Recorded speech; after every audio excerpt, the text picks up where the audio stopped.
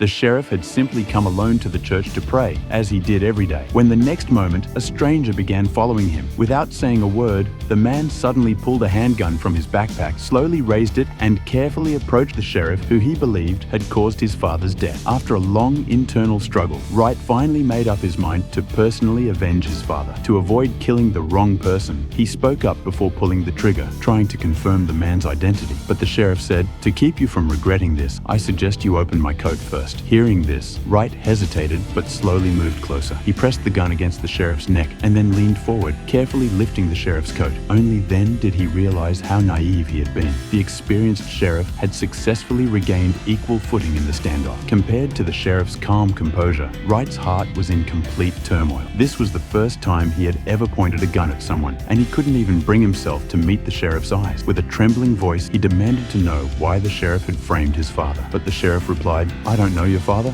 I am a sheriff, but I'm not the enemy you're looking for." Wright froze at his words, but he also worried this was just another trick by the cunning sheriff. So, no matter how the sheriff explained, Wright refused to lower his gun. Seeing that Wright wouldn't believe him, the sheriff took the initiative and offered to lead him to his true enemy. As he spoke, the sheriff slowly moved his feet, preparing to leave the church. After thinking it over, Wright finally decided to trust him for the moment. The two men walked out of the church together, each still aiming a gun at the other. The moment they stepped outside, a crowd instantly surrounded them. Several well-meaning townspeople even pulled out their own guns and aimed them at Wright, but quickly lowered them at the sheriff's command. Then the sheriff raised his hand and pointed toward a tombstone. Wright slowly turned in that direction and saw his enemy's name engraved on it. It turned out that the man who had killed his father had died mysteriously a few days earlier, and the sheriff beside him had only taken over the position 3 days ago.